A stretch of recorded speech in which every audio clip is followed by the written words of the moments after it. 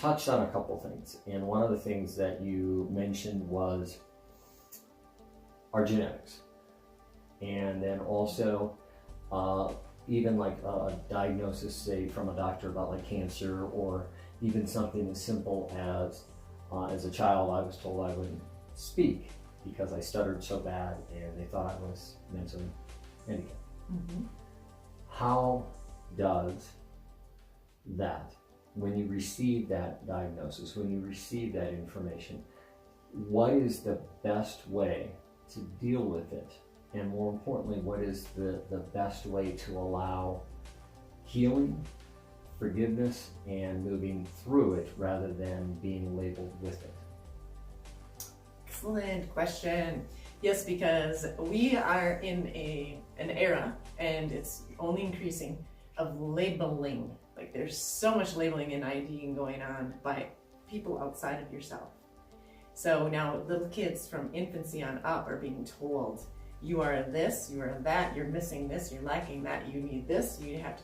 So there's all of this idea going out there, and philosophy and theories and instruction and major deep teachings to very little beings that you don't have any power. You don't have any say. Your body is uncontrollable. It's fighting you. No, that is all an illusion. It's a complete illusion. So what I would say to anybody being given any diagnosis at any age is have mentors, teachers, parents, any of you who are very keen on making sure that your children and the children around you know that they're connected to their power, is to say, you know what, hon? You can heal anything. We can heal anything. We are co-healers. We are co-creators. There's nothing that can come along and say this is incurable. Because at the end of the day, that just means you gotta go inside and cure it. Not out there, not a pill, not a surgery, or even being inundated with what you need to do, these 50,000 things you need to do for your health. And you need to be taking these supplements and this, and it's about coming back to here and saying this form is something that's connected to our soul that has all kinds of healing capabilities. How many times have you had a situation where you didn't have something at you couldn't get in touch with it, you didn't have it on hand, and you still healed?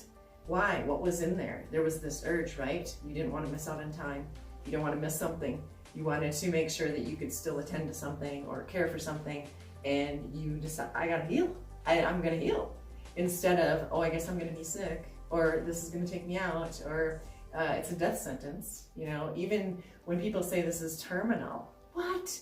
Who has any right to tell somebody else that something is terminal?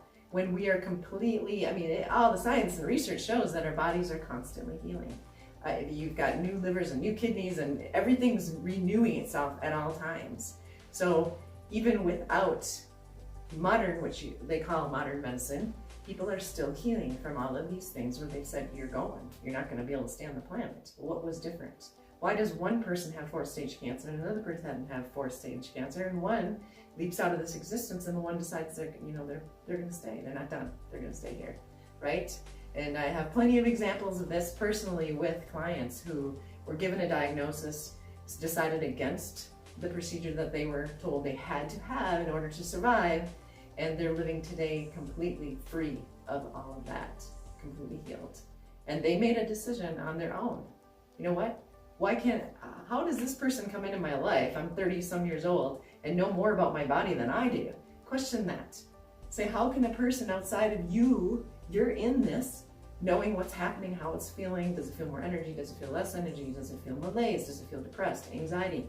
You know, you're here. This never lies to us. It never tells us untruths.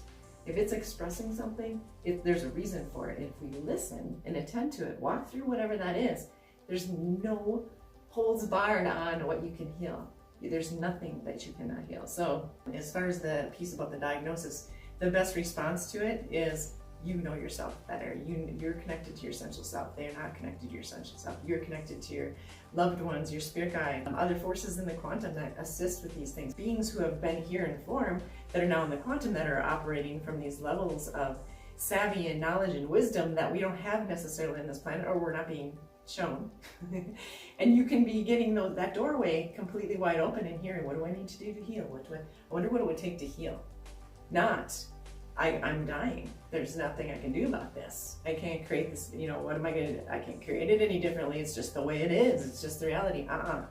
No, it's determined by you and only you. Thank you for answering and expanding on that.